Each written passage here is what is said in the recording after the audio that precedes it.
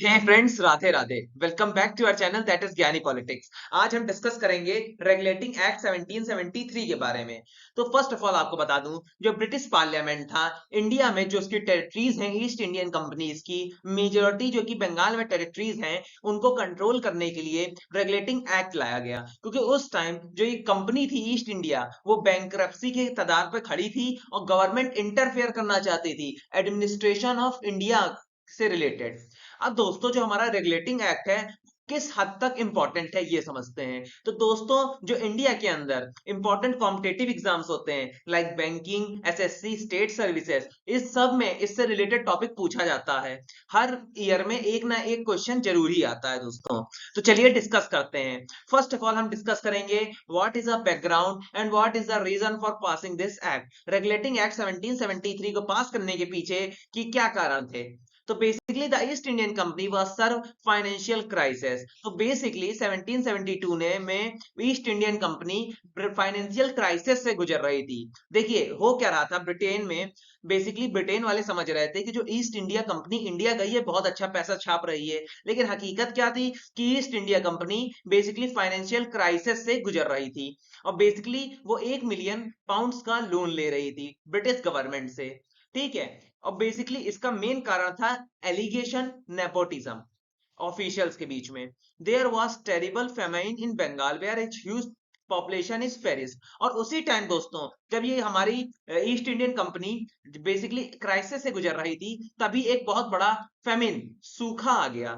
ठीक है। और उस टाइम बेसिकली जो ईस्ट इंडियन कंपनी है उसने लगान बढ़ा दिया और basically company against Mysore Hyder Ali 1769, और कंपनी हैदर अली से हार गई 1769 को।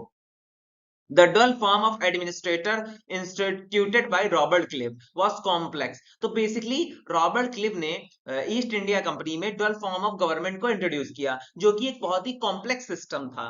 According to the system, the company has Deewani rights obtained after Battle of Buxar. Basically company के पास दीवानी के राइट्स थे, और ये बेसिकली बक्सर के बैटल के बाद, और ये बंगाल में भी शुरू हो गए थे। And Nizam Nawab has Nizamat rights.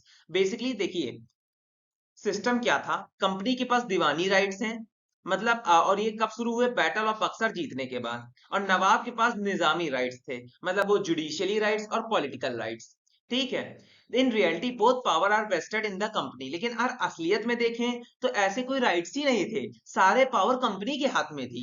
The farmer and the general population suffer as their improvement was neglected.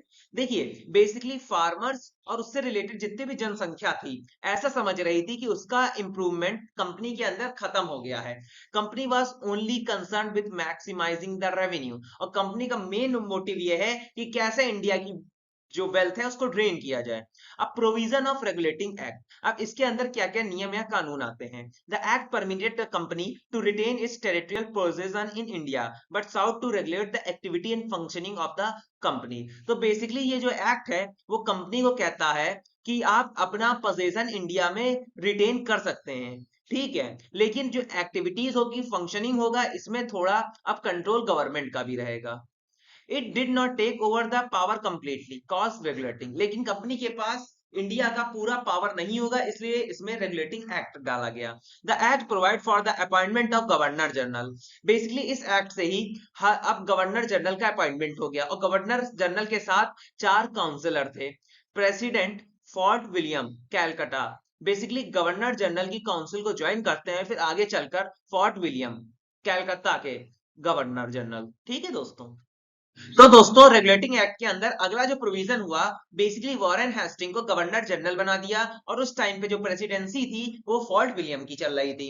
अब आगे चलकर जो गवर्नर से मद्रास और बंबई के, वो अब रिपोर्ट करने लगे बंगाल को, और बंगाल हेड हो गया फॉरेन पॉलिसी से। Now they could not wage war against Indian state without Bengal approval. अब आलम ये था कि जो प्रोविंस थे ईस्ट इंडिया कंपनी के, वो तब तक वॉर नहीं कर सकते थे जब तक बंगाल गवर्नर का अप्रूवल ना मिल जाए।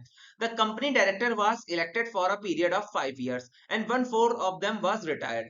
तो बेसिकली उस टाइम दोस्तों जब रेगुलेटिंग एक्ट लाया गया तो कंपनी के डायरेक्टर इलेक्ट किए गए थे 5 साल के लिए, और उसमें से 1/4 of them were retired every year, और हर साल 1/4 पार्ट रिटायर हो जाते थे, और उसी टाइम कंपनी के डायरेक्टर्स फिर से री इलेक्ट किए जाते थे। The supreme court of judiciary was established एल कलकत्ता, और उस टाइम दोस्तों एक सुप्रीम कोर्ट जुडिकेचर का स्टेबलाइज किया गया, कहां पे, कलकत्ता पे, और जिसके फर्स्ट चीफ जस्टिस बने दैट इज सर इलीजा इम्पले।